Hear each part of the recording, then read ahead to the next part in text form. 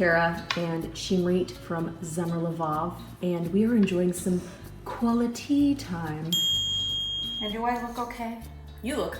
Yes, Does this daisy make my face look big? It definitely makes your face look young and glowy. Oh, I'm really happy that we get to sit here at this table in Alaska.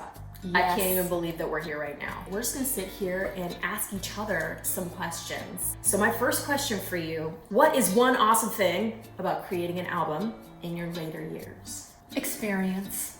I can do it in one word. Experience. Experience. I like that. And, you know, wisdom, a lot of wisdom does come with age because of those experiences. Right. And it can make a huge difference. Do you have a question for me?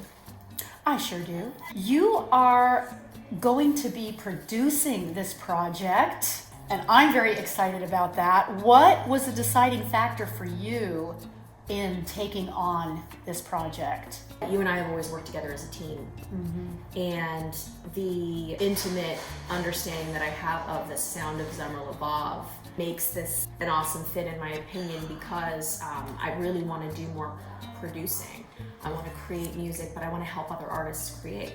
So where better to start than with the sort of first fruits concept, serving and helping my mom and dad. All right, so my next question for you is, what is it in this season that has fueled your creativity the most?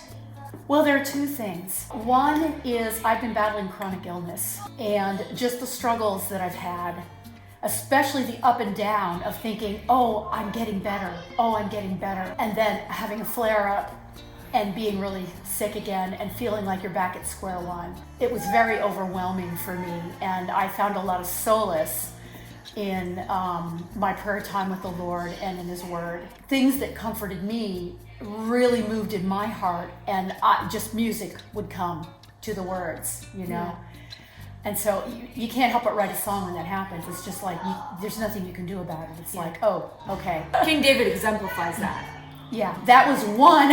And the second thing is I started a Patreon site. I decided that for my patrons, I was going to write a song a month.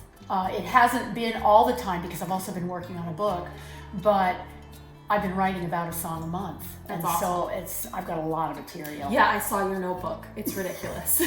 How are you planning on working at a distance? Is that going to be really difficult? Actually, the biggest challenge is balancing my community life in Connecticut and my job, which is also something I work satellite for from in Rome, Right. Georgia with the TLB.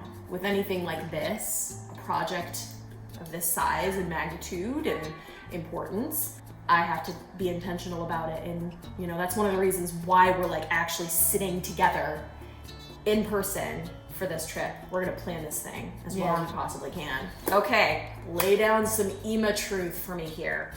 This is important. Listen to your mother, okay?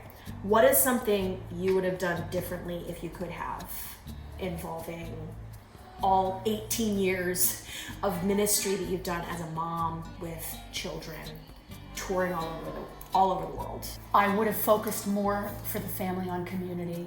Yeah. Having a home base and having that community for you girls to grow up in. Not having a place where you could escape your family, because I think that's important. To your credit, I think it was probably overwhelming for you and Abba too. If you have no chance to get away and just be together, that makes it tough. What was like a little victory about like the best part of that season?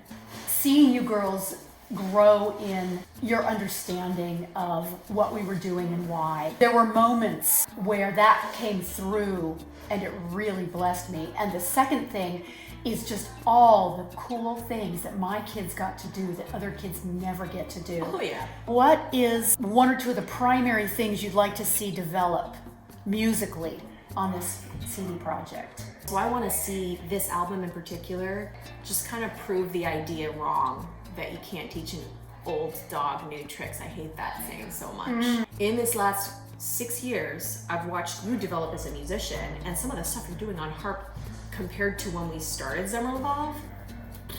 And so I'd like to see some of that hard work that you've put in highlighted in this project. And that kind of leads me into my closing question. What feeling or message do you hope to leave with listeners of this project? The focus is going to be, in a sense, songs for people who are weary, who are feeling weak, who are discouraged. So basically our Strengthening the hands that hang down. Right. You know, that is a major thing for this. Comfort you, my people. Yeah. That's been our scripture verse It really has. for a long time. So Thank you for joining Zemer Levav, which is Shimrit and Kerah Oliveira, for our quality time. I hope you guys enjoyed us hanging out and just talking about some important things to us. God bless and shalom. Bye.